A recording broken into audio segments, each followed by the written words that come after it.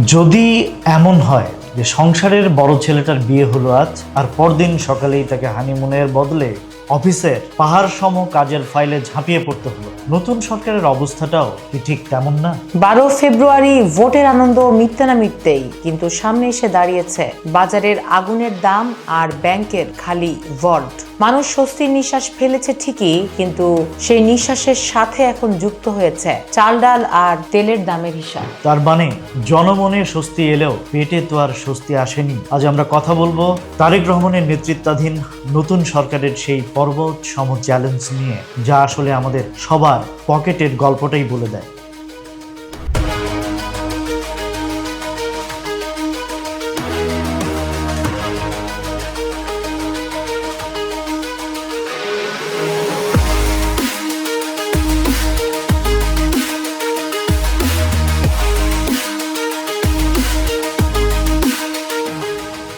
দেখো, পরিসংখ্যানের কচকচানি বাদ দেই। বাস্তবতা হলো গত বছরের মূল্যস্ফীতি কমেছে বলা হলেও বাজারে গেলে কিন্তু দাম কমার কোনো চিহ্নই নেই। মধ্যবিত্তের জীবন এখন যেন তাসের ঘর। ভাড়া, জ্বালানি আর পরিবহন খরচেই সব শেষ।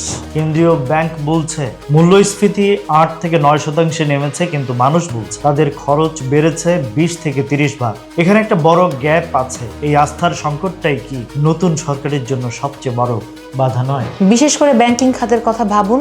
2 লাখ কোটি টাকার খেলাপি ঋণ। ব্যাংক মানে এখন যেন মানুষের কাছে অবিশ্বাস। ইসলামী ব্যাংকগুলোকে একীভূত করার সিদ্ধান্ত হোক আর টাকা পাচার, সব মিলিয়ে খাতা কলমে ব্যাংকগুলো যেন আইসিইউতে আছে। নতুন সরকারের প্রতি মানুষের এই অকৃত্রিম ভালোবাসা আর আস্থা কিন্তু ঝুলে আছে অর্থনীতির পুনরুদ্ধারের উপর। তারা কি পারবে স্বল্প মেয়াদে বাজারে নিয়ন্ত্রণ আর দীর্ঘমেয়াদে শিল্প বহুমুখীকরণ করতে? কিন্তু রিজার্ভ এখনো ঝুঁকি লেভেলের উপরে পৌঁছায়নি। বৈদেশিক ঋণের কিস্তি শোধ করতে হিমশিম খেতে হচ্ছে। তুমি কি মনে করো শুধু নীতি পাল্টে দিলেই রাতারাতি সব ঠিক হয়ে যাবে? রাতারাতি হবে না, তবে ইচ্ছা থাকলে পথ খোলা আছে অনেক। পুলিশ বা মন্ত্রণালয়ের নাম বদলানোর চেয়ে মানুষের পকেটে টাকা ফেরানোটা এখন সবচেয়ে বড় জরুরি। বিনিয়োগ বান্ধব পরিবেশ আর ডলার সংকট মেটাতে দ্রুত অ্যাকশন না নিলে এই মোহ ভঙ্গ হতে বেশি সময় লাগবে না। বিনিয়োগকারীরা তো আর ভয়ে টাকাই খাটাবে না, তাদের দিতে হবে নীতির নিশ্চয়তা। তার মানে নতুন সরকারকে আসলে রিফর্মিং মোড থেকে পারফর্মিং মোডে যেতে হবে এখনই। সবশেষে একটা প্রশ্ন থেকে যায়, জনগণ কি ধৈর্য ধরবে, নাকি নতুন ভোরের অপেক্ষায় থাকতে থাকতে তারা ক্লান্ত হয়ে পড়বে? নতুন সরকার কি পারবে ইতিহাসের সেই জ্যেষ্ঠ পুত্রের মতো শক্ত হাতে সংসারের হাল ধরতে? উত্তরটা সময়ই বলে দেবে। তবে সাধারণ মানুষ এখন আর পরিসংখ্যান চায় না। তারা চায় সস্তায় 1 কেজি চাল আর নিশ্চিন্তে ঘরে ফেরার নিশ্চয়তা।